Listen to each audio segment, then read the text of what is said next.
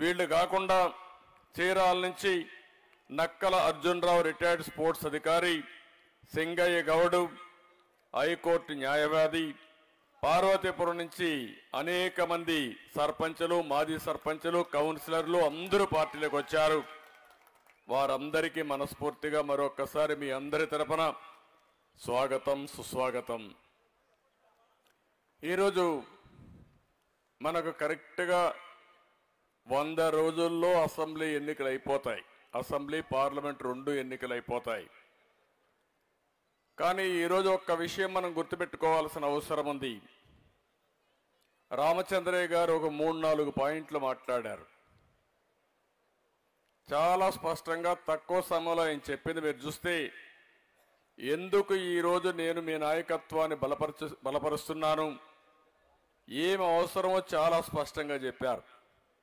ఇంకొక విషయంలో కూడా ఆయన చెప్పింది మీరు చూస్తే, ఒకవేళ మీరొచ్చినా ఈ రాష్ట్రాన్ని తిరిగి మళ్ళీ ఘాట్లో పెట్టగలుగుతారా లేదా అని అనుమానం ఉన్నా మీరు తప్ప ఎవరూ చేయలేరని నమ్మకం నాకుందని వారు చెప్పారు. నేను ఎన్నోసార్లు ఒక విషయం మీ అందరికీ చెప్పాను.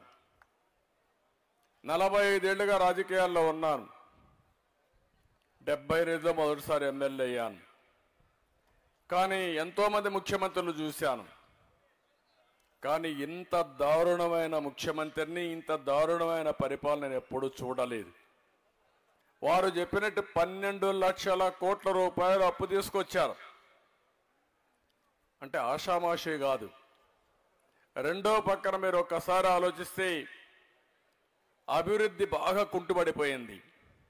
వారు ఒక మాట చెప్పిన దాని ప్రకారం 75 సంవత్సరాలుగా అభివృద్ధి చేసిన వ్యవస్థల్ని, ఒక ఇన్స్టిట్యూషన్ బిల్డప్ చేయడం చాలా సమయం పడుతుంది.